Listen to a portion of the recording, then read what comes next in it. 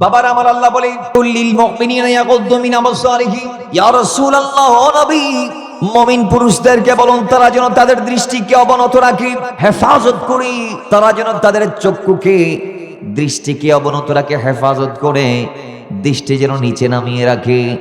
এবার আমরা একটু জানবো দৃষ্টির ব্যাপারে আল্লাহর নবী হাদিসে মুবারাকার মধ্যে কি বলেছেন।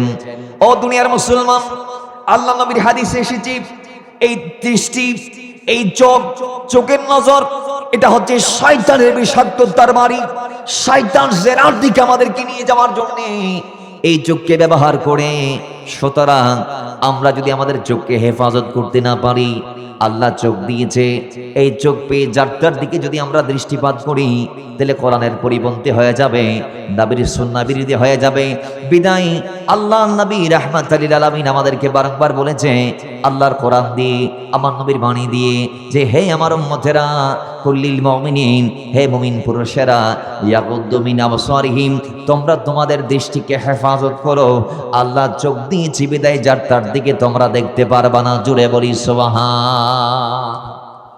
চোখ আছে বিদায় যার তার দিকে দেখা যাবে না। বাবার আমার আর একটু আমরা বিস্তারিত জেনে নেই। আল্লাহ নবী হাদিসে মুবারকের মধ্যে বলেছেন, ইমাম বুখারী সহিহ বুখারীর দ্বিতীয় খণ্ডের 922 থেকে 23 নং পৃষ্ঠায় হাদিসটা কোট করেছেন। 5809 নং হাদিস বুখারী শরীফের। আল্লাহ নবী বলে, আল্লাহর এই জমিনের যত বান্দারা আছে, বান্দাদের জন্য, বনি আদমের জন্য আল্লাহ নির্দিষ্ট একটা জেনার অংশ ফিট করে রেখেছে। সে অবশ্যই কোনো না কোনোভাবে এই জেনার মধ্যে লিপ্ত হবে। রাসূল যখন বলে দিয়েছে, প্রশ্ন আমাদের আসতে পারে, কই হুজুর, আমরা তো কোনোদিন কোনো নারীর দিকে, আমরা তো কোনোদিন কোনো নারীর সাথে অবৈধ মেলামেশা করি নাই, আমরা তো জেনার দ্বারের কাছে যাই নাই, আমরা তো বিয়ের আগে অবৈধ ফ্রিতের মধ্যে আমরা নিজেকে নিমজ্জিত করি নাই, তাহলে আমরা জেনা কেমনে করলাম? জেনার একটা অংশ বিরাট আকারে আল্লাহ যে আমাদের জন্য নির্ধারিত করে রেখেছেন, সেটা আমরা কিভাবে করলাম আমরা জানতে চাই, আমরা প্রশ্ন করতে পারি, সুযোগ আছে। এই জন্য আল্লাহ নবী বলে, অবশ্যই অবশ্যই সে এমন ভাবে জেনার মধ্যে জড়িয়ে পড়বে। কিভাবে জানেননি? কয় চোখ দিয়ে যদি কোন বেগানা নারীর দিকে আপনি দৃষ্টিপাত করে দেন, সেই চোখের কারণে আল্লাহ আপনার আমলনামায় বেগানা নারীর দিকে দৃষ্টি দেওয়ার কারণে, চোখ দিয়ে বেগানা নারীর দিকে তাকানোর কারণে আল্লাহ আপনাকে সুখের জেনার গুনাহ দিবে। আপনি যদি জবান দিয়ে কোন একজন বেগানা নারীর সাথে কথা বলেন, কান দিয়ে যদি কোন বেগানা নারীর আওয়াজ যদি আপনি আপনার কানের ভিতর প্রবেশ করান, সেটা কান এবং মুখের জেনা হয়ে যাবে। আর আপনি যদি অন্তরে ঘরের ভিতর বসে বসে দুনিয়ার জমিনের কোনো নারীকে নিয়ে কল্পনা করেন, অমুককে যদি আমি বিয়ে করতাম কেমন হতো, এরকম খারাপ কোনো ধারণা যদি আপনার ভিতর চলে আসে, কোনো ফিল যদি আপনার অন্তরে কোনো পর নারীর প্রতি আসক্ত হয়ে চলে আসে, আল্লাহ নবী বলে, ওই অন্তর তোমাকে জেনার গুনাহ দিচ্ছে। অন্তরে তুমি তোমার প্রবৃত্তির দ্বারা অন্তরে জেনায় নিমজ্জিত হচ্ছ, এবং পরবর্তীতে তোমার লজ্জাস্থান সেটাকে সত্য আর মিথ্যায় রূপান্তর করবে। তাহলে বোঝা গিয়েছে বাজান, শুধু লজ্জাস্থান দিয়ে জেনা করার নাম জেনা নয়, শুধু লজ্জাস্থান দিয়ে বেবিচার করার নাম বেবিচার নয়, বরং চোখ দিয়ে দেখলেও চোখের জেনা হয়ে যায়। কথা বলেন ঠিক কিনা? চোখ দিয়ে দেখা কি জায়েজ নি বাজান? না। তাহলে এবার আপনারা বলতে পারেন, তাহলে হুজুর ইমাম বুখারী বলে দিয়েছে আল্লাহ নবীর থেকে, তো ঠিক আছে আমরা বুঝলাম, তো চোখ তো আসে, চোখ দিয়ে রাস্তায় বের হল, আমাদের সামনে নারী পড়ে, ঠিক কি না? রাস্তা দিয়ে চলার সময় নারী আমাদের চোখে পড়ে, তা আমরা কি করে থেকে বাইর না হইতাম নি? না, হবেন। ইসলাম নারীদেরকে ঘরে থাকতে বলেছে, পুরুষকে নয়। পুরুষের কাজ হচ্ছে ময়দানে যাওয়া, পুরুষের কাজ হচ্ছে কাজ করা, পুরুষের কাজ হচ্ছে পরিবারের মুখে হার তুলে দেয়া। আল্লাহ এই দায়িত্ব পুরুষকে দিয়েছে। এখন আপনি কিভাবে চলবেন, কিভাবে দুনিয়াদারি করবেন, কিভাবে পথ পাড়ি দিবেন, কিভাবে আপনার জীবনটাকে সুন্দর করবেন, কিভাবে জেনা মুক্ত জীবন যাপন অবস্থা হবেন। দেখেন আল্লাহ নবী বলে, রাস্তা দিয়ে যদি আপনি চলেন ঠিক আছে, তবে রাস্তার একটি হক আছে, সেটা আদায় করে আপনাকে চলতে হবে। রাস্তার হক সমূহের মধ্যে অন্যতম একটি হক হচ্ছে, আমার নবী বলেছেন, আগাদুল বাসার, তুমি তোমার চোখকে নিচে রাখো, নিচে চোখ রেখে রাস্তা পাড়ি দাও। এবং পথ চলতে চলতে যদি কোনো নারীর দিকে তোমার নজর পড়ে, নজর পড়ার সঙ্গে সঙ্গে তোমার চোখকে নামাই ফেলতে হবে। এটাই ইসলামের শিক্ষা, আল্লাহর নবীর সুন্নাত। জোরে বলেন ঠিক কিনা? এই ব্যাপারে আমরা কয়েকটা হাদিস বলি। রাসূল আরবি ইসলামের একজন গোলাম সাহাবী, নাম হযরত জারির ইবনে আব্দুল্লাহ রাদিয়াল্লাহু তাআলা আন, তিনি হাদিসটা বর্ণনা করেছেন আল্লাহ নবী থেকে যে হযরতে জাবের ইবনে আব্দুল্লাহ বলে, আমি আল্লাহর নবীকে জিজ্ঞেস করলাম হঠাৎ দৃষ্টি পড়া সম্পর্কে, যে আমার রাস্তা দিয়ে হেঁটে যাচ্ছি, হঠাৎ করে একজন নারীর দিকে আমি দেখে ফেললাম, ইয়া রাসূলুল্লাহ এখন কি করব? নারীর দিকে আমার নজর পড়ে গেছে, একটা নারী আমার চোখের সামনে, এখন আমি কি করব? আল্লাহর নবী তাকে বললেন, হে জারির ইবনে আব্দুল্লাহ, তুমি তোমার দৃষ্টি মহিলার দিকে পড়ার সঙ্গে সঙ্গেই ফেরাই ফেলো, অন্যদিকে ফেরাও অথবা নিচে নামাও। এক কথায় নারীর দিকে চোখ পড়েছে, সঙ্গে সঙ্গে চোখটাকে হয় নিচে রাখো, নালে ভিন্ন দিক নিয়ে যাও। কারণ চোখের দৃষ্টি দিয়ে যদি বেগানা নারীর দিকে তুমি থাকাও, আল্লাহ তোমাকে চোখের জেনার গোনা দিবে। কথা বলেন ঠিক না? এই হাদিস কানা ইমাম মুসলিম সহিহ মুসলিমের মধ্যে কোট করেছে। আরেকটা হাদিস আমরা বলতে পারি যে আল্লাহ নবী গোলাম, আল্লাহ নবীর জামাতা মা ফাতেমার স্বামী, জান্নাতের যিনি আমাদের সরদার হবেন সেই মাওলা আলী, কায়নাতের যিনি বাদশাহ সেই আলী রাদিয়াল্লাহু তাআলা, তিনি আমার নবী থেকে জিজ্ঞেস করলেন যে ইয়া রাসূলুল্লাহ দৃষ্টির ব্যাপারে একটু আমাকে বলে দেন না। তখন আমার নবী বলে, ইয়া আলীও লা তুনবিন নাযারাতান নাযারাতা, হে আলী একবার দৃষ্টি কোন মহিলার দিকে যখন পড়ে যায়, দ্বিতীয়বার আর দৃষ্টি দেওয়া যাবে না। চোখ পড়েছে চোখে, সঙ্গে সঙ্গে চোখ নামাও। কারণ দ্বিতীয়বার যদি তুমি নারীর দিকে তাকাও, ফাইন্না লাকাল আউলা ওয়া লাইসাত লাকাল আখিরা, আলী প্রথম নজর কোন নারীর দিকে যদি পড়ে যায় ভুলে, আল্লাহ সেটা মাফ করে দিবে।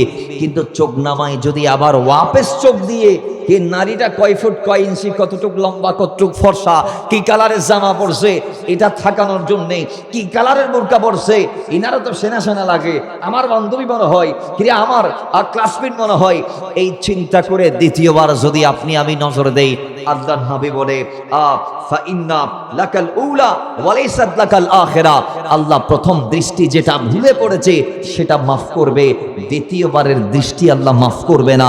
দ্বিতীয়বার যদি তুমি কোন নারীর দিকে চোখ দিয়ে থাকাও, আল্লাহ তোমাকে জেনার গুনাহ দিয়ে তোমার আমলনামাকে ভরপুর করে দিবে। জোরে বলি না আউযুবিল্লাহ। তাহলে কোন নারীর দিকে লিঙ্গার দৃষ্টি দেয়া যাবে, দ্বিতীয়বার তাকানো যাবে, চোখ পড়েছে সাথে সাথে চোখ নামায় ফেলতে হবে, দ্বিতীয়বার নজর দেয়া যাবে না। আরেকটা হাদিস সহিহ বুখারীর মধ্যে দ্বিতীয় খণ্ডের 920 নং পৃষ্ঠায় এসেছে, প্রথম খণ্ডের 205 ও 250 নং পৃষ্ঠায় এসেছে। যে হাদিস আমরা দেখতে পাই যে আল্লাহর নবীর চাচাতো ভাই হযরতে আব্দুল্লাহ ইবনে আব্বাস বলছে, বিদায় হজের সময় আমি আমার নবীর সামনে আছি, আমার নবী কাসওয়া নামক ওটের ওপরে আছে, আমি দেখলাম আমার নবীর পিছনে ওঠের ওপর আমার ভাই ফাজল বিন আব্বাসও আছে। জোরে বলি সুবহানাল্লাহ। আব্দুল্লাহ ইবনে আব্বাসের ভাই ফাজল বিন আব্বাসও আছে। বাবার আমার হযরতে আব্দুল্লাহ ইবনে আব্বাস বলে, আমি দেখলাম আল্লাহ নবীর কদমে খাইসাম গোত্রের একজন মহিলা এসেছে। আসার পরে তিনি আল্লাহর নবীর থেকে মাসলা জিজ্ঞেস করছিলেন, তিনি জানতে চাচ্ছিলেন কোন একটা দ্বীনি বিষয়। আল্লাহ নবী তাকে মাসলার জবাব দিচ্ছিলেন। মাসআলা জিজ্ঞেস করা অবস্থায় আমি দেখতে পাইলাম আমার ভাই ফাজল বিন আব্বাস তিনি ওই মহিলার দিকে তাকালো। আমার রাসূলের পিছনে বসে আমার ভাই ওই মহিলার দিকে তাকিয়ে আছে। হঠাৎ করে মহিলা আমার ভাইয়ের দিকে তাকিয়ে আছে। এবার একজন আরেকজনের মুখোমুখি অবস্থানে চলে গেল, একজনের দৃষ্টি আরেকজনের দিকে। আমার নবী যখন আজ করতে পারলেন, আল্লাহর নবী রাহমাতাল লিল আলামিন মুহূর্ত আর দেরি করলেন না। আল্লাহর নবী আপন চাচতো ভাইয়ের মাথা ধরে ভিন্ন দিকে ফিরিয়ে দিয়ে বলে যে, হে আমার ভাই, তুমি তোমার চেহারাকে হেফাজত করো, দৃষ্টিকে হেফাজত করো, কোন নারীর দিকে লিঙ্গার দৃষ্টি দিয়ে তাকানো জায়েজ নাই। কথা বলেন ঠিক না? রাসূল তার ঘাট ধরে মাথা ফিরাই দিলেন। তার মানে কি বুঝলেন? কোন মহিলার চোখে চোখ রেখে দীর্ঘক্ষণ তাকানো জায়েজ? জোরে বলুন না জায়েজ? তাহলে আজকের সমাজ আমরা যেটা দেখছি, এই পর্দার বিধানগুলা আপনি আমাদের সমাজে নিশ্চিত করতে পারবেন না। আপনি দেখবেন আমাদের সমাজে যেই দেশে শতকরা 91.4% মুসলমানরা বসবাস করছে, সেই দেশের স্কুলে পর্দা নাই, মাদ্রাসায় পর্দা নাই, ইউনিভার্সিটিতে পর্দা নাই, প্রাইমারি স্কুলে পর্দা নাই, হাই স্কুলে পর্দা নাই, ইভেন কি বড় বড় মাদ্রাসাগুলোতেও ছেলে মেয়েদেরকে একসাথে একই ক্লাসরুমে পাঠদান দেয়া হচ্ছে। ঠিক কি না? জোরে বলেন। মাওলা ওমর যদি ফিতনার আশা পোষণ করে নারী পুরুষের একত্রে মসজিদের নববীতে এসে একত্রে নামাজ আদা করা যদি আল্লাহর নবীর সাহাবা মাওলা ওমর যদি বন্ধ করে দিতে পারে, একসাথে যদি বর্তমান যুগে ফিতনার আশঙ্কার কারণে একসাথে যদি মসজিদে ছেলে আর মেয়ে গিয়ে যদি একসাথে নামাজ পড়তে না পারে, তাহলে আপনারা বলুন মাদ্রাসায় কি একসাথে বসে পড়া যায়? আসেনি একসাথে যদি মসজিদে এসে নামাজ আদায় করা যায় না হয় বর্তমান যুগে ফিতনার আশায় ফিতনার আশঙ্কায়, তাহলে একসাথে কি মাদ্রাসায় পড়া যায় আছে? নাই। আমি বলবো আমার দেশ এটা মুসলমানদের দেশ, এটা ওয়ালি আল্লাহদের দেশ। এই দেশে মুসলমানরাই প্রত্যেকটা সরকারের নেতৃত্ব দেয় এবং সংসদে আমাদের মুসলমানরা আমাদের প্রতিনিধিত্ব করে 18 কোটি জনগণের। তাহলে তাদেরকে এই বিষয়ে দৃষ্টি দিতে হবে যে এই দেশটা তো মুসলমানদের দেশ। আমরা কেন ইসলামকে বাদ দিই? সর্বশ্রেষ্ঠ ধর্ম আল্লাহ আমাদেরকে দেওয়ার পরে আমরা কেন ওই ধর্মকে মানছি না? আমরা কেন ওয়েস্টার্ন কালচারকে পোষণ করছি? আমাদের দেশে এই চিন্তা মাথায় এনে আমাদের ধর্মীয় বিদ্যালয়গুলাতে, বিদ্যাপীঠগুলাতে, উপাসনালয়গুলাতে, আমাদের স্কুল কলেজগুলাতে আলাদা আলাদা পাঠদানের ব্যবস্থা করা দরকার এবং নারী শিক্ষিকার মাধ্যমে নারী ছাত্রীদেরকে পাঠদানের ব্যবস্থা করে দেওয়া দরকার এবং পুরুষ ছাত্রদের পাঠদানের জন্য পুরুষ টিচারদেরকে নিয়োগ দেওয়া দরকার। কিন্তু আজকের সমাজে সম্পূর্ণ ভিন্ন চিত্র আমরা দেখতে পাচ্ছি। আমরা দেখতে পাচ্ছি বিভিন্ন মাদ্রাসায়ও মহিলা শিক্ষিকা আছে, ঠিক কিনা বাজান? বিভিন্ন মাদ্রাসায় মহিলা শিক্ষিকা আছে। আমি নারীদের শিক্ষার বিরুদ্ধে নয়। নারীরা যদি ডাক্তার না হয়, নারীরা যদি জজ ব্যারিস্টার না হয়, নারীরা যদি একেবারে পরিপাটি না হয়, তাহলে সমাজটা আরো সুন্দর হবে না। অবশ্যই নারী যদি কোনো আলেমা সমাজে থাকে, কোন একটা নারীর সমস্যার সমাধানের জন্যে তারা আলেমার কাছে যাইতে পারবে। তারা কোনো মহিলা মুফতি সমাজে থাকলে তার কাছে যাইতে পারবে।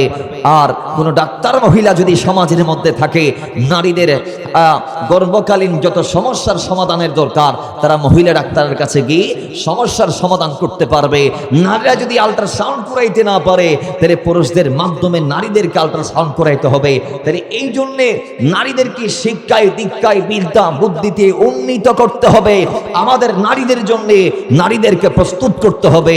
কিন্তু পর্দার বিধান নিশ্চিত করে ইসলাম সেই ধর্ম, যেই ধর্ম আমাকে শিখিয়েছে যে তোমার ঘরে তুমি থাকাকালীন সময় যদি তোমার কন্যা বেপরদায় চলে, তোমার বোন যদি বেপরদায় চলে, তুমি স্বামীর স্ত্রী যদি বেপরদায় চলে, আর যদি তুমি কোনো ডাক না দাও, তাইলে তুমি দায়ুস।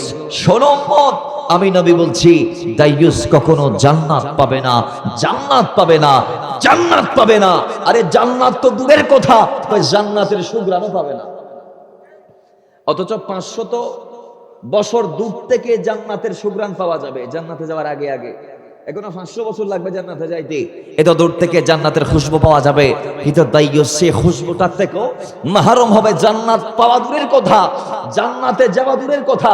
যদি আমরা আমাদের বোনদেরকে, মাদেরকে, আমাদের স্ত্রীদেরকে, কন্যাদেরকে যদি আমরা বেপরদায় ছেড়ে দেই, তাহলে জান্নাতের সুঘ্রাণও আমরা পাবো না।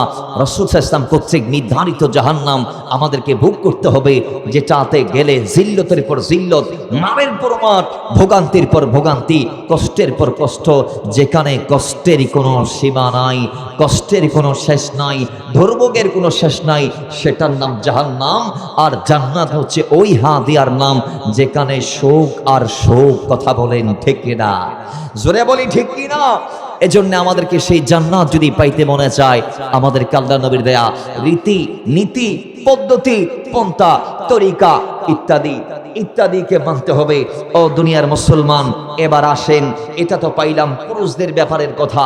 এবার নারীদেরকে, এরপরে আল্লাহ পুরুষদেরকে আবার বলছে, হে ঈমানদারেরা, তোমরা তোমাদের চক্ষুকে হেফাজত করার পরে ওয়ায়াহফাযু ফুরুজাহুম। জোরে বলেন সুবহানাল্লাহ। ওয়ায়াহফাযু ফুরুজাহুম কি? তোমরা তোমাদের লজ্জাস্থানকে হেফাজত করো। কি করো? লজ্জাস্থানকে হেফাজত করো। আজকের সমাজ আপনি দেখবেন আমাদের ম্যাক্সিমাম যুবকরা নাউযুবিল্লাহি মিন যালিক বিবাহ ছাড়া শরিয়া বহির্ভূত জেনার মতো মারাত্মক একটি অপরাধে বেবিচারে তারা লিপ্ত হয়ে যাচ্ছে। কোনো পরোয়াই করছে না। নারী পুরুষের আজকে এমন অবাধ বিচরণ সমাজে চলমান, এমন অবাধ মেলামেশা সমাজে বেড়ে গিয়েছে যে কে কখন কোন টাইমে কার সাথে স্কুল কলেজকে ফাঁকি দিয়ে কোথায় চলে যাচ্ছে আল্লাহ ওয়া রাসূল আলম। আজকের সমাজটা এমন একটা দুর্বিষহ পরিস্থিতির শিকার হচ্ছে, এমন একটা পরিস্থিতিতে আমরা প্রত্যেকে বিরাজ করছি যে আমার বোন কোন দিন কার সাথে চলে যায়, আমার মেয়ে কোন দিন কার সাথে চলে যায়, আমার মা কোন দিন কার সাথে চলে যাচ্ছে। সমাজটা আজকে এমনটাতে, এমন অবস্থাতে বিরাজমান, সমাজে এগুলাই চলছে। আজকে আপনি মিডিয়ার বরাতে দেখবেন প্রবাসীর বউ 3 সন্তানকে রেখে ছোট্ট বাচ্চার সাথে পালিয়ে গেছে, নিজের বিটি হয়েছে আরেক জায়গায়, স্বামী বিদেশে তাকে আসার আগে বিয়ের 1 সপ্তাহ আগে সে তার প্রেমিকের সাথে আরেক জায়গায় চলে গিয়েছে। এমন নজির আমাদের ঘটে যে আপনি আপনার মেয়েকে পাঠাইলেন মাদ্রাসায় স্কুলে, সে সেখান থেকে ভাগিয়ে পালিয়ে আরেকজনের সাথে চলে গেল, মাআযাল্লাহ আলিয়াযুবিল্লাহ। তাহলে আজকের সমাজে এই জিনা, ব্যভিচার, এই ধরনের মারাত্মক অশ্লীলতা বাড়ার পিছনের কারণ হচ্ছে আমরা আমাদের নারীদেরকে বেপরদাই ছেড়ে দিয়েছি। আজকে তারা পর্দাকে বাদ দেওয়ার কারণে আল্লাহর রহমত তাদের থেকে এমন ভাবে উঠে গিয়েছে যে সমাজে আজকে দিনের পর দিন এমন ভয়াবহ, এমন দুর্বিষহ অবস্থা বিরাজ করছে, যার দরুন আগামীর সুস্থ সমাজ কোথায় কোথায় গেলে মুসলমানরা নিরাপদে থাকবে আমরা নিজেরাও বুঝতে পারছি না। আজকের সমাজ আমরা এটাও দেখছি, যেই মুষ্টিময় কয়েকজন নারী পর্দা তর্দা করে চলতে যায়, সমাজে অন্য অন্য নারীরা তাদেরকে নিয়ে ট্রল করে, ঠিক কি না? বেশি সুইচা হইস না, বেশি ইমানদার কোয়ালতা না। স্কুল আর কলেজের বিভিন্ন ইউনিভার্সিটিতে ভাইবা ভুলে আমরা দেখেছি, ইভেন কি ঢাকা বিশ্ববিদ্যালয়ে আমার মুসলিম নারীকে ভাইবা ভুলে হিজাব খুলতে বাধ্য করা হয়েছে, ঠিক কিনা জুড়ে বলেন? তাহলে সমাজ আজকে এমনটাও বিরাজমান হয়েছে। আমরা দেখছি অমুসলমান কেন? কারণ আমরা পর্দাটাকে এমন ভাবে সমাজ থেকে বিলুপ্ত করে দিচ্ছি। আমরা আমাদের সমাজে অনেক নারী আছে পর্দা করে চলতে চায়, কিন্তু কিছু ইউনিক স্বামী আছে, কিছু আধুনিক স্বামী আছে, স্ত্রীদেরকে বাধ্য করে খবরদার পর্দা করা যাবে না। বাইকের পিছনে উঠবা, তোমার নিয়ে আমি সারা শহর ঘুরবো, খবরদার মুখে ঘোমটা দেয়া যাবে না। ভাইয়ের বিয়ের মধ্যে মামতো ভাইয়ের বিয়ে, খালতো ভাইয়ের বিয়ে, চাচতো ভাইয়ের বিয়ে, জেঠাতো ভাইয়ের বিয়ে, বউকে নিয়ে যাচ্ছে, বউ বলতেছে আমি একটু নিকাব টিকাব পরে যাই, না এটা করা যাবে না, ঠিক কি না? এটা পরা যাবে না, কারণ আমার বউদের সুন্দর, এটা আমার গোষ্ঠী বেরাদার যারা আছে এদেরকে জানাইতে হবে। শাশুড়ি মাও বলে হবো এই যে গুড়া মাইফ কি ফর্দা করে দে তুমি, আরে তোমার ভাই আর ফুয়াইন কথা ঠিক নেবে, ঠিক এখানে মাতন না, ঠিক কি না? তাহলে সমাজে এই শাশুড়ি মা গোলা, এই স্বামীগুলা সমাজকে ধ্বংস করছে, যার দরুন আগামীর প্রজন্ম পর্দাকে দিন দিন হারিয়ে ফেলছে। আজকে পর্দা নাই। কোথায় গেলে আপনি পর্দাকে পাবেন? আপনি পর্দাকে সমাজে কোনো জায়গায় পাবেন না। মুসলমানের ঘরে পর্দা নাই, হাসপাতালে পর্দা নাই, মক্তবে পর্দা নাই, মাদ্রাসায় পর্দা নাই। আজকে স্কুল কলেজ ইউনিভার্সিটিগুলোতে পর্দাকে আপনি পাবেন না। মার্কেটের তা তো নাও বললাম, ঠিক কি না? মার্কেটের কথা না বললাম, আমি যেগুলা ধর্মীয় কেন্দ্রিক সেগুলার কথা বলছি। আল্লাহ আমাদের এই নারী যারা বেপরদায় চলে তাদের হেফাজতের জন্য আল্লাহ তাদেরকে পর্দানশীল হওয়ার তৌফিক দান করুন, আমিন পড়েন।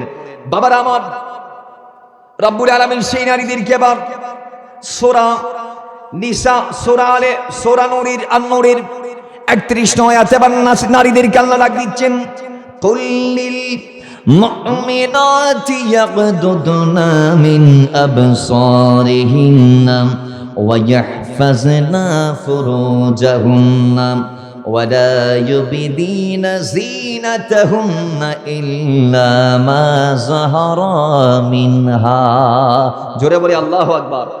আল্লাহ বলে এবার নারীদের পালা, হে নারীরা, কুল লিল মুমিনাত, রাসূল সাল্লাল্লাহু আলাইহি ওয়াসাল্লাম আপনি নারীদেরকে বলুন না তারা যেন তাদের ইয়াগদুদনা মিন আবসারিহিন্না, তারা যেন তাদের চোখ দিয়ে অন্য কোন পর পুরুষের দিকে না তাকায়। আপনি দেখবেন আল্লাহ নারীদেরকে বারংবার বলেছে, হে নারী, তুমি তোমার পর্দাকে রক্ষা করো, তুমি তোমার সম্ভব রক্ষার্থে যে পর্দা আল্লাহ তোমার উপর ওয়াজিব করেছে সেটাকে তুমি একেবারে ফুলফিল করো। পর্দা কি, সতর কি, কার কাছে আপনি পর্দা করবেন, কার কাছে আপনি সতর উন্মুক্ত করবেন, এই জিনিসগুলা নিয়ে যদি আমরা কথা বলি তাহলে আমরা দেখি একজন নারী যেটা সতর, সেই জিনিসটা তার স্বামী ব্যতীত অন্য কারো কাছে সে প্রকাশ করতে পারবে না। কিন্তু পর্দা সেটা নারীর সম্ভ্রম রক্ষার্থে আল্লাহ তার জন্য ওয়াজিব করে দিয়েছে। সেটা হচ্ছে সতরের চেয়ে একটু বেশি। সেটা কি? সেটা হচ্ছে একজন নারীর মুখ এবং হাত এবং পা ব্যতীত এই যে জিনিসগুলো আছে, এই জিনিসগুলা হচ্ছে তার সতরের অন্তর্ভুক্ত। কিন্তু পর্দা হচ্ছে একজন মুসলিম রমণী তার মুখ সহ, হাত সহ, পা সহ, এক কথায় গোটা শরীর সে একেবারে পর্দা দিয়ে ডেকে রাখবে। সুবহানাল্লাহ জোরে বলেন। আসে জোরে বলেন। আমরা আমাদের মা বোনদেরকে কিনে দেই 3 পিস। বলেন কি পিস? জোরে বলুন কি পিস? আচ্ছা বাজান 3 পিস কি ইসলামী পোশাক নেই? হ্যাঁ, 3 পিস কি ইসলামী পোশাক? মা ফাতেমা তো জাহরা জুব্বার মতো পোশাক পরতেন, যেগুলাকে আমরা মেক্সি বলি, মোটামুটি মেক্সি জুব্বার কাছাকাছি। মা ফাতেমার পোশাক কোথায়? আমার দেশের নারীর পোশাক কোথায়? মা ফাতেমার ওড়না কতটুক, কোথায় ওড়না তিনি নিতেন? আজকে আমাদের নারীরা ওড়না নেই, ফাতেজা হচ্ছে যে এক মুরু হদ্দুর, মোটামুটি 15 ইঞ্চি, এটা গলার মধ্যে নিই, মাফলারের মতো এদিকে আর এদিকে ঝুলাই দেই, চুলকুলা, মাথা কুলা, আসলে নাই। জোরে বলি আসলে নাই। নবীজি লানত দিয়েছে যেই নারী চুল খোলা রেখে বাড়ির বাইরে যায় সেই নারীকে। কিন্তু আজকে আমাদের সমাজে আপনি দেখবেন নারী যারা মোটামুটি এলিট পরিবারে বসবাস করে, এরা মাফলারের মতো পর্দা করে। কি করে? মাফলারের মতো। এখানে মাফলার সবাই ওই আমার বাজান দিছে, এই আপনি যেমনে গলাতে দিছেন এরকম গলার মধ্যে ঝুলাই দেই, এটা নাকি তাদের পর্দা। আলিয়াযুবিল্লাহ, মাআযাল্লাহ, নাউযুবিল্লাহ। আজকের সমাজ আমরা কিছু নারীর পর্দা স্বরূপ এমন আচরণ আমরা পরিলক্ষিত করি। তাহলে এবার আসেন কোরআন থেকে একটু সবক নিয়ে যান। আল্লাহ বলে, হে নারীরা, কুল্লিল মুমিনাত, রাসূল আপনি নারীদেরকে বলুন ইয়াগদুদনা মিন আবসারিহিন্না, তারা যেন তাদের চক্ষুকে হেফাজত করে। এই চক্ষুকে হেফাজতের ব্যাপারে আমরা একটা হাদিস বলতে পারি যে আল্লাহ নবীর কদমে একজন অন্ধ সাহাবী, এই হাদিস কানা ইমাম তিরমিজির জামে তিরমিজির মধ্যে এসেছে। হযরতে উম্মে সালমা হাদিসের রাবী, তিনি বলছেন আমি উম্মে সালমা এবং আমার নবীর আরেকজন স্ত্রী হযরতে মাইমুনা রাদিয়াল্লাহু তাআলা আনহা, আমরা দুইজনেই রাসূল সাল্লাল্লাহু আলাইহি ওয়াসাল্লামের কদমে বসা ছিলাম। সেই সময় আমরা দেখছি আমার নবীর কদমে হযরতে আব্দুল্লাহ ইবনে উম্মে মাকতুমের আগমন হয়েছে। জোরে বলি সুবহানাল্লাহ। তিনি অন্ধ, চোখে দেখে না। বাবার আমার, তিনি আমার নবীর কদমে আসলেন। তিনি যখন রাসূলুল্লাহর সম্মুখ আসলেন, আল্লাহ নবীর দুই স্ত্রী উম্মে সালমা এবং মাইমুনা তারা পর্দা করলেন না, তারাও এক পাশে বসা আছে। আল্লাহ নবী রাহমাতুল লিল আলামিন এবার তাদেরকে বলে, হে আমার স্ত্রীরা, তোমরা পর্দা করো, পর্দার ভিতর তোমরা চলে যাও, এই সাহাবীর সম্মুখ থেকে তোমরা সরে যাও। এবার তারা উভয়ই আরজি দিলেন, ইয়া রাসূলুল্লাহ, আমরা কেন তার থেকে পর্দা করব? সে তো আমাদেরকে দেখছেন না। ইয়া রাসূলুল্লাহ, সে আমাদেরকে দেখছেন না, সে অন্ধ, তার দেখার শক্তি নাই, তার দৃষ্টি শক্তি নাই। ইয়া রাসূলুল্লাহ, আমরা কেন তার থেকে পর্দা করব জানতে চাই।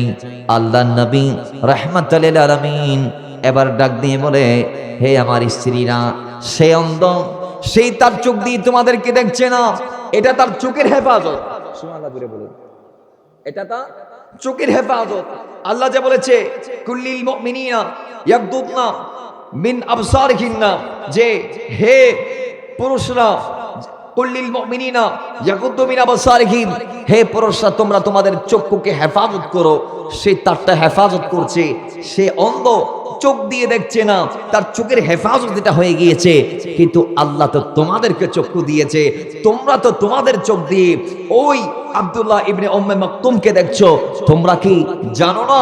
তোমাদের কি স্মরণে নাই আল্লাহ কি বলে নাই কুল্লিল মুমিনাতি ইয়াগদুদনা মিন আবসারিহিন্না, হে মুমিন নারীরা তোমরা তোমাদের চক্ষুকে হেফাজত করো।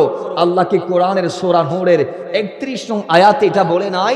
সুতরাং তোমরা তোমাদের চক্ষুকে হেফাজত করো, তোমরা পর্দার অন্তরালে চলে যাও। সে যেমন তোমাদেরকে দেখছে না, তোমরাও তদ্রূপভাবে তাকে না দেখার মতো পর্দার ভিতর অবস্থান করো। জোরে বলেন সুবহানাল্লাহ। আর একটু জোরে বলেন না সুবহানাল্লাহ। এরপর আল্লাহ বলে ওয়াহফাজনা ফুরুজাহুন্না, শুধু চক্ষুকে হেফাজত করলে হবে না, সঙ্গে সঙ্গে লজ্জাস্থানকে হেফাজত করতে হবে। এরপর আল্লাহ বলে ওয়ালা ইউবদিনা জিনাতাহুন্না ইল্লা মা যাহারা মিনহা, তবে হ্যাঁ, তোমরা তোমাদের সৌন্দর্যের যেগুলা প্রকাশ থাকে সেগুলা ব্যতীত অন্য কোন অঙ্গ তোমরা মানুষকে দেখাইও না। সেগুলা কি কি যেগুলা প্রকাশ থাকে? কয় সেগুলা হচ্ছে মুখ, হাত আর পা। আর একটু জোরে বলেন। আল্লাহ বলে যেটা সাধারণত থাকে প্রকাশ, চেহারা, হাতের তালু, পায়ের পাতা, এই জিনিসগুলা ছাড়া বাকি কোন অঙ্গ মানুষদেরকে দেখাইও না। এরপর আল্লাহ বলছেন ওয়াল ইয়াদরিবনা বিখুমরিহিন্না আলা জিউবিহিন্না, আল্লাহ বলছে হ্যাঁ, তোমাদের যে সিনার মধ্যে, মাথার মধ্যে তোমরা যে ওড়না নাও, সেই ওড়নাটা তোমরা মাথার উপর থেকে ছেড়ে দিও না, এটাকে ভালো করে সিনা সহ মুড়িয়ে নাও। তোমরা নিজেকে ভালোভাবে পরিপাটি করে নাও, যাতে তোমার কোনো অঙ্গ দুনিয়ার কোনো পরপুরুষ না দেখে। তবে হ্যাঁ, এই সৌন্দর্য হাত, মুখ, পা তুমি কয়েকজন পুরুষকে দেখাইতে পারো, ইসলাম তোমাকে জায়েজ দিয়েছে। তারা কারা? আল্লাহ বলে ওয়ালা ইউবদিনা জিনাতাহুন্না, তোমরা তোমাদের সৌন্দর্য প্রদর্শন করাইবা না, কাউরে দেখাইবা না। তারা কারা? তাদের 1 নম্বর ইল্লা লিবুরাতিহিন্না, তোমার স্বামী। 2 নম্বর আও আবাইহিন্না, তোমার পিতা। আও আবাই বুউলাতিহিন্না, এবং তোমার স্বামীর পিতা অর্থাৎ শাশুড়। এরপরে আল্লাহ বলে আও আবনাইহিন্না, তোমার সন্তান। এরপর আল্লাহ বলে আও আবনাই বুউলাতিহিন্না, তোমার স্বামীর সন্তান। তোমার স্বামী যদি তোমার আগে আরেকজন মহিলাকে বিয়ে করলে, সেই ঘর থেকে যদি কোনো পুরুষ দুনিয়াতে আসে, সেই সন্তান যদি উপযুক্ত হয়, তুমি তার সামনে তোমার চেহারা ডেকে না রেখে যাইতে পারো, ইসলাম তাতে আপত্তি করে নাই, কারণ সেটা তোমার স্বামীর সন্তান। কথা বলেন ঠিক কিনা? তাহলে আল্লাহ বলে তার কাছে যাইতে পারো। এরপরে আল্লাহ বলে আও ইখওয়ানিহিন্না, তোমার ভাইয়ের সম্মুখ যাইতে পারো। আও বানি ইখওয়ানিহিন্না, তোমার ভাইয়ের সন্তান অর্থাৎ তোমার ভাইপো, এর সামনে তুমি তোমার চেহারাকে খোলা রেখে যাইতে পারো। এরপরে আও বানি আখওয়াতিহিন্না, তোমার বোনের সন্তান, তার কাছে তুমি যাইতে পারো। আও নিসাইহিন্না, এবং নারী, একজন নারী আরেকজন নারীকে তার চেহারা দেখাইতে পারে। আও মা মালাকাত আইমানুহুন্না, অথবা তোমাদের অধিকারভুক্ত দাসদাসী, ঘরের চাকর বাকর যারা আছে, যারা ঘরের কাজ করে, বুয়ার কাজ করে, কয় এদের সামনে যাইতে পারো। অর্থাৎ তোমাদের ডান হাত যার মালিক হয়েছে, অর্থাৎ তোমাদের অধীনস্থ দাসদাসীদের সামনে তোমরা যাইতে পারো। মিনার রিজাল, অথবা সেই পুরুষ যে পুরুষ যৌন কামনা মুক্ত, অর্থাৎ শেখে জানি হয়ে গিয়েছে, যার মারদানি যে শক্তি আছে সেটা একেবারে নাই, সেই বয়স্ক পুরুষের কাছে, বৃদ্ধ ব্যক্তির সামনে তোমরা চেহারাটা খোলা রেখে যাইতে পারো। এরপরে সর্বশেষ আল্লাহ বলে আউইত্তিফলিল্লাযী লাম ইয়াজহারু আলাল আওরাতিন নিসা, আল্লাহ বলে এরপরে সেই ছোট্ট বাচ্চার সামনে তোমরা যাইতে পারো, যে ছোট্ট বাচ্চা নারীর গোপন অঙ্গ সম্পর্কে জ্ঞান রাখে না। তাই বোঝা গিয়েছে এই পুরুষ ছাড়া যে প্রকার আল্লাহ বলেছে, স্বামী নিজের বাবা, স্বামীর বাবা এবং স্বামীর সন্তান, নিজের সন্তান এবং ভাইয়ের সন্তান, বোনের সন্তান এবং অন্যান্য নারীরা এবং তাদের অধিকার ভুক্ত যেই দাসদাসীগুলো আছে এবং ছোট বাচ্চা, বয়োজ্যেষ্ঠ ব্যক্তি, এদের সামনে ছাড়া বাকি অন্য কারো সামনে যাওয়ার অনুমতি ইসলাম নারীকে দেয় নাই। যদিও যাইতে হয় প্রয়োজন সাপেক্ষে যাও, তবে পর্দা করে যাওয়া লাগবে। জোরে বলেন সুবহানাল্লাহ। পর্দা ছাড়া যাওয়া যাবে? জোরে বলেন পর্দা ছাড়া যাওয়া যাবে? এখানে আরেকটা ওয়াকে আল্লাহ কোট করে দিয়েছেন। আমাদের সমাজ আমরা দেখি কিছু নারী আছে পুরুষের সামনে নিজের পায়ের আওয়াজ করে হাঁটে। আসলে নাই? জোরে বলুন আসলে নাই? 2-3 জন পুরুষ দাঁড়াইছে, নারী যাইতেছে এমন ভাবে যে তাদের দৃষ্টি যাতে তার দিকে পড়ে, ধাস ধাস করে চলে যায়, ধপ ধপ করে চলে যায়। মাটিকে নাচায় কাছায় চলে যায়। এই ধরনের চলাফেরা যাবে না। আল্লাহ বলে, হে নারীরা, ওয়ালা ইয়াদরিবিনা বিআরজুলিহিন্না লিয়ুলামা মা ইখফিনা মিন যিনাতিহিন্না। আল্লাহ বলে, হে নারীরা, জমিনে এমন ভাবে কোনো কদম দেওয়া যাবে না যেই কদমের কারণে তোমার সৌন্দর্য দেখার জন্য কোনো পুরুষ তোমার দিকে তাকাবে, অথবা কোনো পরপুরুষকে তোমার সৌন্দর্যে বিমোহিত করার জন্য তোমার দিকে দৃষ্টিপাত দেওয়ানোর জন্য জমিনে চলাফেরা করা যাবে না, কদম দেওয়া যাবে না। সুতরাং ইসলাম নারীকে শুধু পর্দার মাধ্যমে নিজেকে সেভ করতে, ঢেকে রাখতে বলে নাই, বরং ইসলাম নারীকে কেমনে হাঁটবে সেটার সিস্টেমও শিখিয়ে দিয়েছেন। কথা বলেন ঠিক কিনা? এমন কোনোভাবে আমার সমাজের নারী কদম দিতে পারবে না যে কদম জমিনে পড়ার কারণে কোনো পুরুষ তার দিকে আকৃষ্ট হবে, তার দিকে দৃষ্টিপাত করবে, তার সৌন্দর্য অবলোকন করবে, তার দিকে নজর লাগাবে এবং পরবর্তীতে সে ফেদা হয়ে যাবে। এই ধরনের ভাবে ইসলামে চলা জায়েজ নাই। এরপর আল্লাহ বলে, ওয়াতুবু ইলাল্লাহি জামিয়া, হে নারীরা, অতীতে যা হয়েছে সেটার জন্য আল্লাহর কাছে তওবা করো, ইস্তিগফার করো, প্রার্থনা করো, আল্লাহ তোমাদেরকে মাফ করে দিবেন। আইয়ুহাল মুমিনুনা লাআল্লাকুম তুফলিহুন, যদি আল্লাহ তোমাদের তওবা কবুল করে তোমাদেরকে মাফ করে, তাহলে তোমরা কামিয়াব হয়ে যাবা। জোরে বলি সুবহানাল্লাহ। তুমি মুহাব্বতে দরুদ পড়ি, আল্লাহুম্মা সাল্লি। আলোচনা কি চলবে নাকি আমরা নামাজের বিরতি কখন দিব?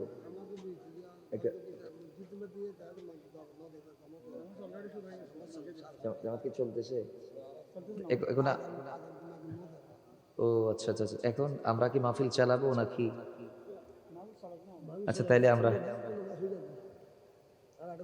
ঠিক আছে ইনশাল্লাহ, টাইম বরাবর আমাকে একটু নক দিবেন, আমি ওভাবে শেষ করবো ইনশাল্লাহ। ঠিক আছে ইনশাল্লাহ। আমরা সম্মানিত হাজিরিন, ইশার সালাত এখানে আদা করব, পড়ি ইনশা আল্লাহ। জোরে বলি ইনশা আল্লাহ। আল্লাহ কবুল করুক, আমিন পড়ি। তো মুহাব্বতে দরুদ পড়ি, আল্লাহুম্মা সাল্লি মাওলানা মুহাম্মাদ ওয়া আলা আলি সাইয়্যিদিনা। মুহাব্বতে দরুদ পড়ি, আল্লাহুম্মা সাল্লি মাওলানা মুহাম্মাদ ওয়া আলা আলি সাইয়্যিদিনা। আরে তোমাকে ডাকি যদি একবার আল্লাহ, আমাকে কাছে টানো বারে বারে। তোমাকে ডাকি যদি একবার আল্লাহ, আমাকে কাছে টানো বারে বার। যদি পথ ভুলে যাই আমাকে দিও ঠাই, যদি পথ ভুলে যাই আমাকে দিও ঠাই। দিও দিশে এইটুকু আবেদন আল্লাহ, আমাকে কাছে টানো বারে বারে। তোমাকে ডাকি যদি একবার আল্লাহ, আমাকে কাছে টানো বারে বার। দুনিয়ার বুকে আমরা সবাই মুসাফির, বনে যাই প্রতিদিন গুনাহের জাল। স্বপ্নেরা দল বেঁধে রাতে করে ভিড়, আসবে কি কাঙ্ক্ষিত সোনালি সকাল।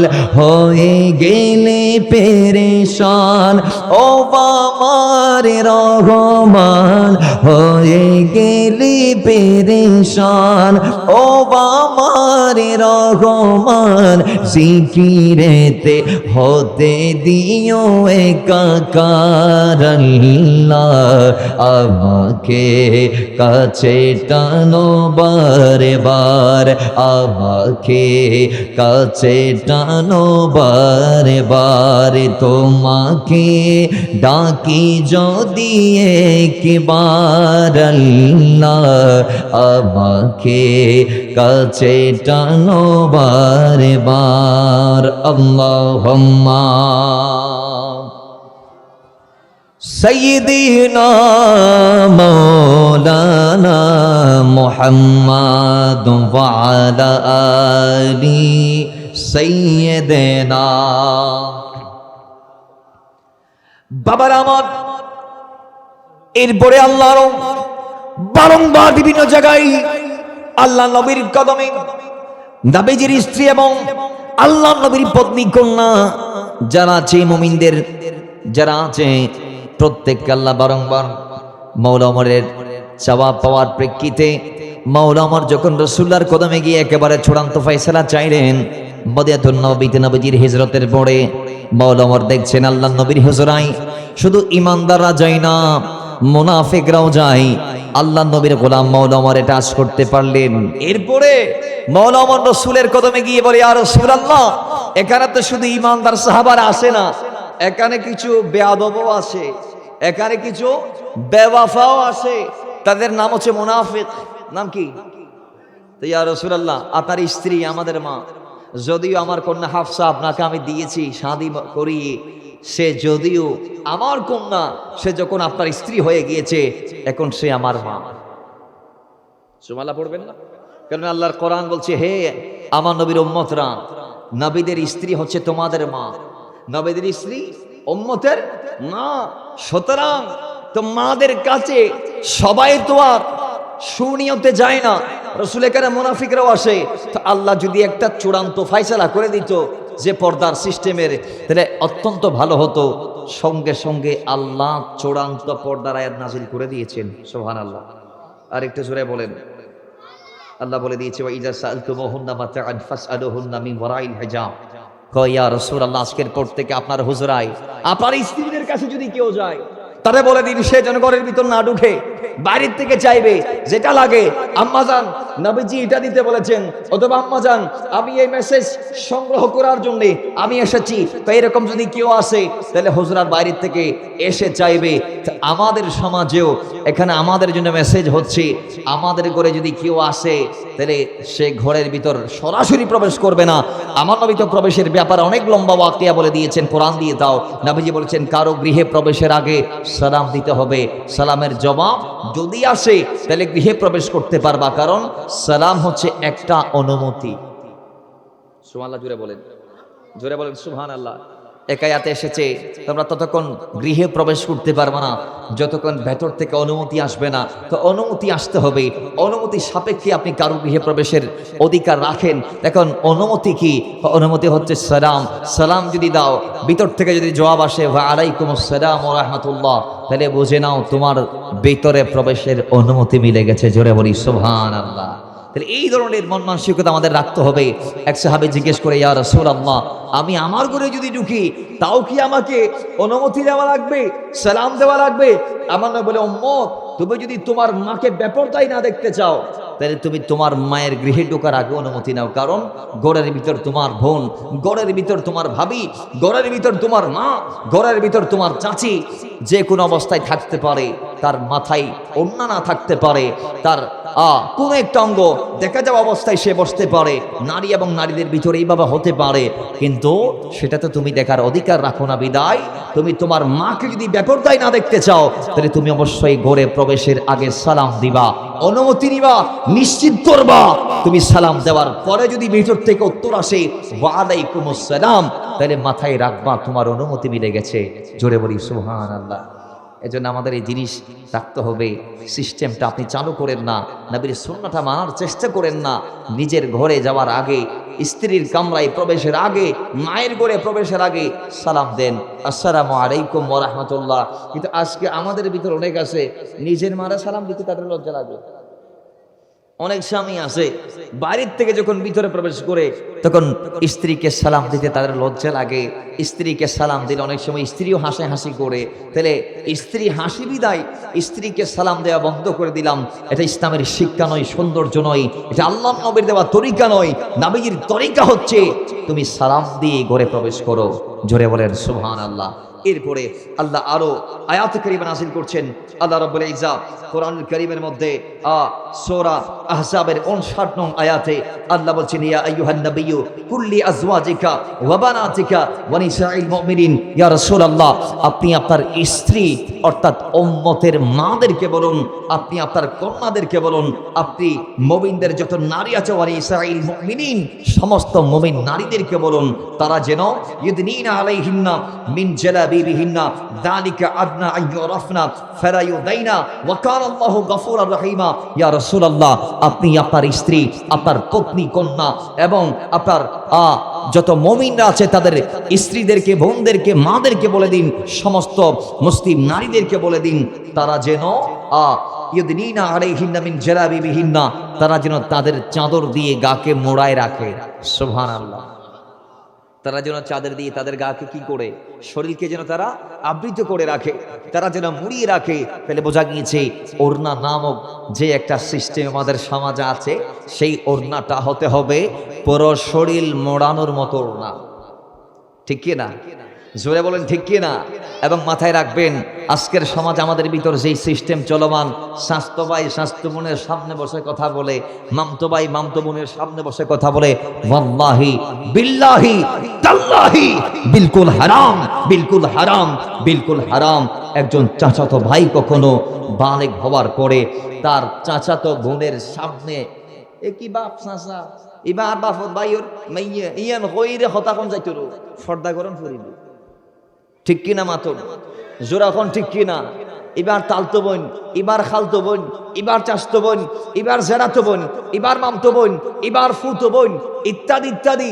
এগুলা বলে নারীদের সামনে যাওয়ার সুযোগ ইসলামে আর আছে? নাই। আল্লাহর হাবিব যেখানে কোরআন দিয়ে সূরা নূরের 31 নং আয়াত দিয়ে 8 থেকে 10 জন পুরুষের কথা উল্লেখ করে দিয়েছে, একজন নারী তারা ছাড়া অন্য কারো নিকট চেহারা খোলা রেখে যাইতে পারবে না, চেহারার মধ্যে কাপড় দিয়ে যাইতে হবে। ঠিক কি না? সমাজ আজকে এটা আপনি পাবেন? পাবেন না। নারী জানে না সে কে, নারী জানে না তার নসল দিয়ে তার পেট থেকেই লক্ষ লক্ষ নবীর আগমন হয়েছে। নারীরা জানে না তাদের পেট থেকে আল্লাহ হাজার হাজার রাসূলদেরকে প্রেরণ করেছে। নারীরা জানে না তাদের পেট থেকে সিদ্দিকরা এসেছে, শহীদরা এসেছে, সাহাবাদের জন্ম হয়েছে, তাবেঈদের জন্ম হয়েছে। তবে তাবেঈদের জন্ম হয়েছে হুজুর গাউসে আজম, ইমাম আজম থেকে শুরু করে জগৎ শ্রেষ্ঠ মনীষী এবং আল্লাহর ওয়ালিদের আগমন হয়েছে। কিন্তু আজকের নারী যখন তার পেটের সতীত্বতা সে যখন রক্ষা করতে পারে নাই, সে যখন তার পেটকে কলুষিত করে ফেলেছে, সে যখন বেপরদায় চলাফেরা শুরু করে দিয়েছে, তখন আজকের সমাজে আর নারীর পেট থেকে গাউসে আজমের মতো সন্তানের জন্ম হচ্ছে না, ইমাম আজমের মতো সন্তানের জন্ম হচ্ছে না, গরিব নামাজের মতো সন্তানের জন্ম হচ্ছে না।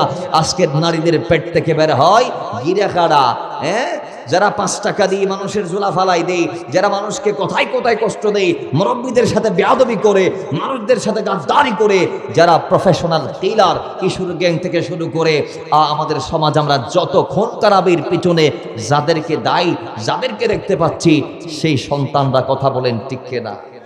এরাও তো কোনো না কোনো মায়ের সন্তান, এরাও তো কারো পেট থেকে এসেছে। তো ওই তাদের মা যদি, তাদের মা নিজেদের পেটকে যদি তারা যদি সঠিকভাবে রাখতে পারতো, তারা তাদের ফ্যাক্টরিটাকে যদি মজবুত করে পর্দার মাধ্যমে হেফাজত করতে পারতো, তাহলে তাদের পেট থেকে খুন খারাপি লুটতরাজি যারা করে এরকম সন্তান আসতো না, আল্লাহর ওলি আসতো। ঠিক কিনা? জুড়ে বলেন। আজকে মাদের ভিতর পর্দা নাই। আপনি দেখবেন যে আমাদের নারীদের আমরা বিয়ে কালীন আমরা আমার বিয়ে তো আলহামদুলিল্লাহ সবাই করেছেন, যারা করেন না তারা করবেন ইনশাআল্লাহ। আল্লাহ একটা নেককার বদান করুক, আমিন বলেন। তা আমরা বিয়ে কেন্দ্রিক সমাজে কিছু কুসংস্কার দেখি, এগুলা বলা লাগবে আমাদের। কি আমরা দেখি বিয়ে করবে একজন যুবক, বিয়ের আগে আমরা দেখি 8, 10টা 20, 50টা, কেউ কেউ সেঞ্চুরি করে ফেলেছে, শ দেখতেছি, শুধু দেখে বউ দেখে। অনেকে আছে বউ দেখি দেখি লাখ লাখ টাকা শেষ করে দিছে। ইতারা খাম হইতে শুধু বউজন কি হট তুলে এবার আইয়ুন। এই আমরা বিয়ে কেন্দ্রিক যে সিস্টেম আমাদের কুসংস্কার, আমি বলবো সেটা কি, বিয়ে একটা করার জন্য বউ দেখা শুরু করলাম, বন্ধু বান্ধব আছে 8-10 জন, শাশুর বাড়ির থেকে সব নিলাম, বন্ধু বান্ধবদের ফাটাইতেছে, কয় ইবে ইবে ইবে গজ্জুম না ইবে গজ্জুম, ঠিক কিনা জুড়ে বলেন? এটা আপনার বউ হবে, আপনি তাকে কার কাছে বিক্রি করে দিচ্ছেন? বিয়ে কি আপনি করতেছেন না আপনার বন্ধু করতেছে? বাবারা আমার, এরপরের অংশ আমরা দেখি বন্ধু বান্ধবদেরকে নিয়ে গিয়ে শাশুর বাড়িতে নিয়ে যাই, বউয়ের সাথে সোফার মধ্যে বসাইয়া ঘন্টার পর ঘন্টা কথা বলাই। বিয়ের রাতের আগের দিন মেহেদি নাইট, জামাই তার বন্ধুদেরকে নিয়ে সেখানে যাই, বউকে মাঝখানে রেখে বন্ধু বান্ধবদেরকে 2 সাইডে দাঁত কোলাইয়া ছবি মারে। এরপরে ফেসবুকে স্ট্যাটাস মারে যে আমার বন্ধুর মেয়ের অনুষ্ঠানে, আর মেয়ের ভাইজা যে আছে ইতিতের আর আল্লাহ ফাল্লাহ স্বাস্থ্য ভাই খালতো ভাই ইতের ফের আমার স্কুলের বন্ধু, আই স্কুলের বন্ধু, ইতের কলেজের বন্ধু, ইউনিভার্সিটি লাইফের বন্ধু, সবাইরে দাওয়াত দিই, কয় আইতে হইব, তোদের লাগি পাঞ্জাবি বানাইছি, আয় আয় তোরা পাঞ্জাবি ভরি বিরিয়ানি খাই চলে যাবি, তোরা বিরিয়ানি টিরানি খাই। এবার মঞ্চে উঠি, তার বোন মাঝখানে এসে এবার বোনের ভাইয়ের যে বন্ধু বান্ধব গুলো আছে সবাই ওই নারীর গাতের উপর হাত তুলে দিই, ফেসবুকে ছবি মারি, পরের দিন আপলোড দেই, আমার বোনের আমার বন্ধুর বোনের মেহেদি নাইটে। কথা বলেন ঠিক কিনা? তাহলে ইসলাম কি এই সুযোগ আমাদেরকে দিয়েছে? ফেসবুক কি আমাদের বাপদাদার সম্পত্তি? ফেসবুকে কি আমি আমার বোনের পর্দাকে বিক্রি করে দিতে পারি? আমার বোন কি ফেসবুকে সারা জিনিস নাকি ভাই? তাহলে আমাদেরকে বুঝতে হবে, পরের দিন আবার বিয়ের দিন জামাই 2-3টা রাখলেও যায় না যায়, ইমা আরা সিটাঙ্গেত আরা বেগুনের কই দেখি এবে বরযাত্রা কই দিই আরা, হ্যাঁ? তাহলে এবার আইও তো মোটরসাইকেলে বাজি টাজি পুরো এরে ক্লাবত যাই রে, এবার বেয়াগুন জনে জনে জনে জনে ববর হাত দিয়ে আয়াস ওই মারে না মারে, ওই বেরো ফুতুল তুতুল বানাই সাজাই গুছাই রে, একেবারে চেয়ারত পরিপাটি করি রে, কি এক একজন আর সার আর বই ছবি মারেন। হাজার হাজার মানুষের সমাগমে আপনি আপনার বউটাকে উন্মুক্ত খোলা ময়দানে ছেড়ে দিলেন।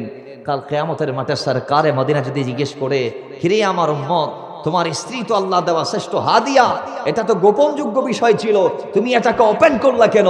এটা তো চিড়িয়াখানার প্রাণী নয় যে তুমি টিকিট দিয়ে সবাই দেখাইবা। ঠিক কিনা জুড়ে বলেন না ভাই? এরপরে ক্লাব থেকে বাড়িতে আনি আরেকটা কুসংস্কার, এলাকার আট্টো ফাট্টো যা আছে সবাই আয় আয় গোমটা তুলি তুলি বোর সিয়ারা সাই আটনিয়া দেয়, শর্টকাট বিজনেস দান্দা দান্দা দান্দা। ঠিক নেই? জোরে বলুন ঠিক কি না?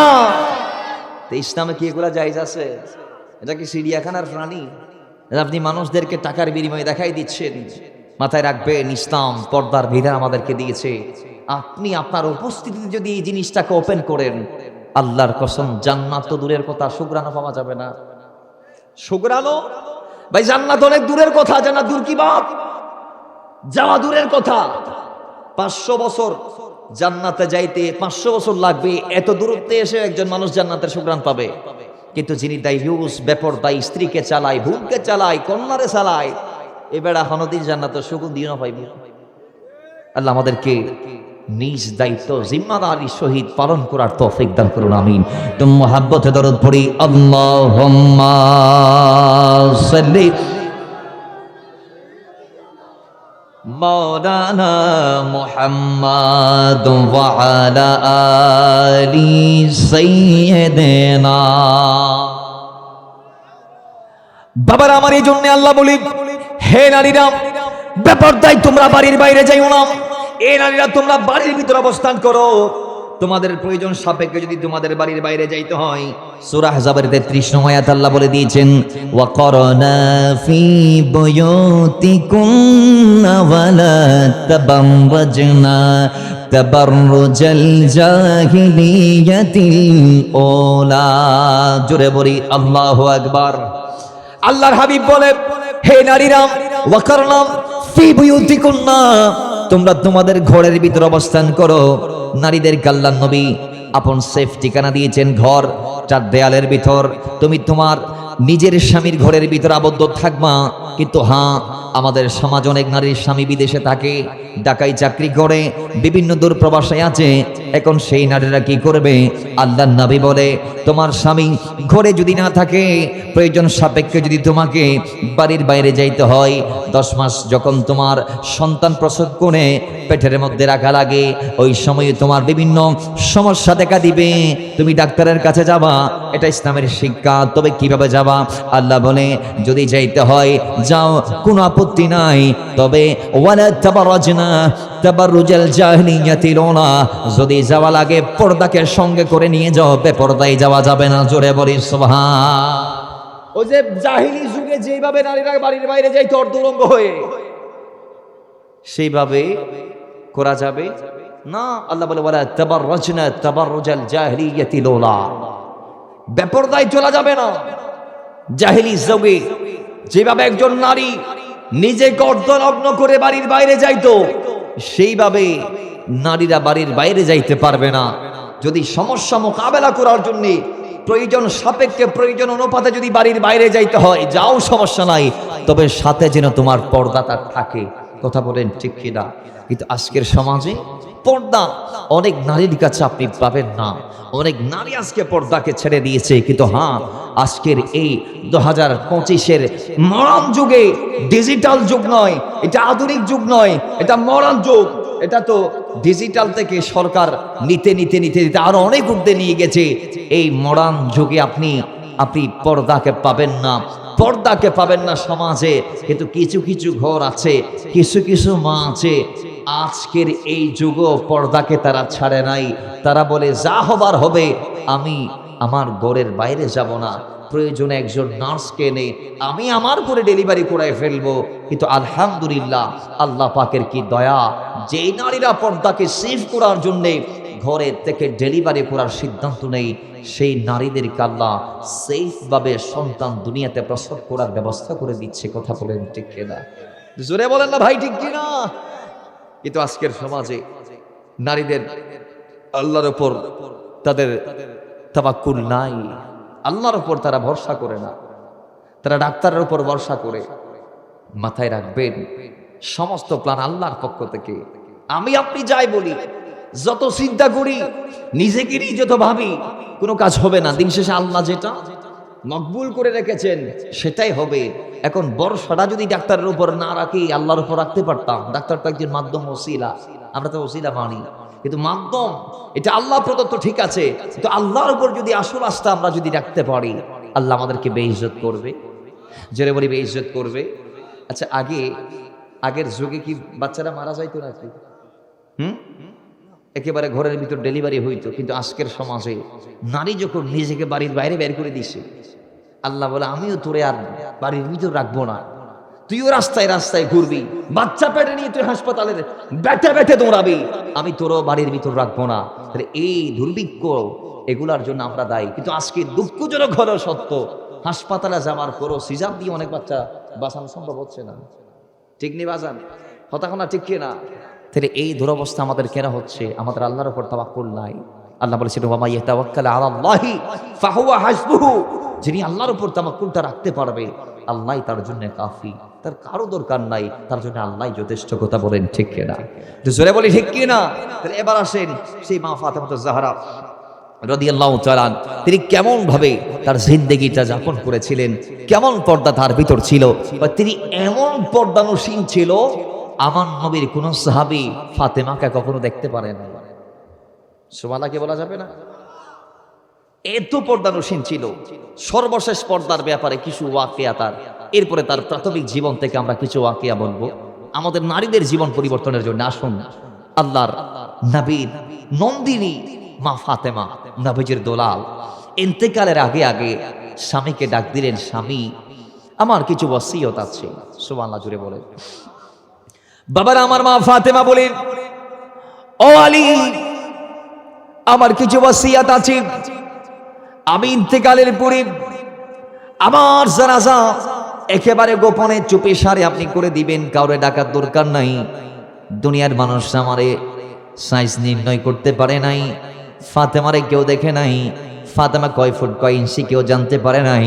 যে ফাতেমা সারা জীবন পর্দার ভিতর থেকে, হজরার ভিতর থেকে নিজেকে সেভ করেছে, নিজের পর্দাকে হেফাজত করেছে, নবী নন্দিনী এই ফাতেমাকে স্বামী তুমি আলীকে বলছে আমার ইন্তেকালের পরে যত তাড়াতাড়ি পারো গোপনীয়ভাবে আমার জানাজা দিয়ে দাফন করে দিবা। জোরে বলি সুবহান। যত দ্রুত পারো। তো দেখা গিয়েছে সেই কথা ফাতেমা যেভাবে বলেছে সেভাবেই তার জন্য হয়েছে। মাওলা আলী মা ফাতেমার ইন্তেকালের পরপরই তার গোসল এবং জানাজা সব দিয়ে মা ফাতেমার জানাজার মধ্যে মাওলা আলী ছিলেন, হাসান হোসেন ছিলেন এবং মাওলা আলীর একজন দাস তিনি ছিলেন। এই 60 জন মিলে জানাজা শেষ করে দিয়েছে। সুবহানাল্লাহ কি করবেন? আরেকজন আমার নবীর সাহাবা কোন দিকে এসে যাচ্ছে, যাবার মাঝপথে সে খবর পেয়েছে এই সেই 5 জন 4 জন মিলে জানাজা শেষ। তাহলে তিনি তার জানাজাকেও লিঙ্গার করতে দেন নাই এবং গোপনভাবে বলেছেন কবরটাকে এমন ভাবে দিবা যাতে কবরের সাইজ নিয়ে কেউ আমার সাইজ নির্ণয় করতে না পারে। ফাতেমা কয় ফিট ছিল, কতটুক লম্বা ছিল, পাশে কতটুক ছিল, এটা যাতে কেউ নির্ণয় করতে না পারে। আমার কবরটাকে এমন ভাবে দিবা যাতে কেউ বুঝতেও না পারে। তাহলে বোঝা গেছে কেমন পর্দানসীন ছিলেন ফাতেমা। আল্লাহকে বলছেন মালিক আমি ফাতেমা সারা জীবন পর্দা করেছি, সারা জীবন পর্দা করেছি। আল্লাহ আমি চাচ্ছি না আমার জানটা নেওয়ার জন্য মালাকুল মউতের আগমন হোক।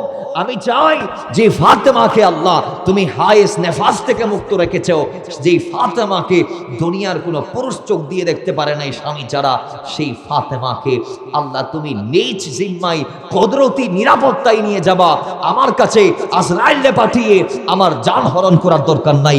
মালিক তুমি বিশেষ ব্যবস্থায় আমার জান কবজ করবা। জুড়ে বলেন সুবহান। আল্লাহ ফাতেমার জান কবজ করেছে। সেই ফাতেমা কিয়ামতের দিন যখন উঠবে অবাক করে দিবে, লক্ষ লক্ষ নবীরা দাঁড়িয়ে থাকবে। আল্লাহ বলবেন ফাতেমা যাচ্ছে, নবী নন্দিনী যাচ্ছে নূরের মিছিল নিয়ে। এই নবীরা তোমরা তোমাদের চক্ষুকে অবনত করো, মস্তককে অবনত করো। নবীরা বলবেন আল্লাহ নূরের মিছিলে কে আছে? আল্লাহ বলবেন ফাতেমা আছে। সবাই ফাতেমার জন্য চক্ষুকে নিচে নামাও। যে ফাতেমাকে দুনিয়াতে কেউ দেখে নাই, আজকে হাসরের মাঠেও সে ফাতেমাকে কেউ দেখতে পারবে না। এবং সেদিন ফাতেমার সাথে নূরের মিছিলের যারা ভাগীদার হবে তারা দুনিয়ার সেই ফাতেমা, যে ফাতেমা গোলা বাস্তবিক পক্ষে নিজের জিন্দেগিতে মা ফাতেমার আদর্শের সঠিক অনুসরণ করতে পেরেছে, মা ফাতেমার মতো জীবন চালাতে পেরেছে, মা ফাতেমার মতো স্বামীর ইতাআত করতে পেরেছে, মা ফাতেমার মতো আল্লাহর গোলামি করতে পেরেছে। কেমন ইতাআত করেছিল ফাতেমা জানেন? যে তিনি সপ্তাহের পর সপ্তাহ উপোস থেকেছেন, আল্লাহর কসম একবারও নাফরমানি করে নাই। যিনি জান্নাতের নারীদের সর্দার হবে তিনি চাক্কি দিয়ে আটা পিষতে পিষতে হাতের মধ্যে ষাট বসে গেছে, চামড়া শক্ত হয়ে গেছে, একটা বারের জন্য হাই হুতাশ করে নাই। কেমন ফাতেমা ছিল! তিনি ঘন্টার পর ঘন্টা না খেয়ে থাকতো, তার মাসুম জাদুমণিগুলো উপোস থাকতো, কিন্তু আল্লাহর নবীর কদমে তার ঘরের সবচেয়ে কাছে ছিল আমার নবীর ঘর। তিনি চাইলে মদিনায় তাইবায় আমার নবীর ঘরে গিয়ে বারংবার খাবার চাইতে পারতেন, কিন্তু আমার নবীর কদমে গিয়ে তিনি কোনোদিন বিরক্ত করতেন না। এবং যেদিন গিয়েছিল খাবারের জন্য আমার নবী সেদিন তাকে খাবার দেয় নাই, দোয়া শিখিয়ে দিয়েছে।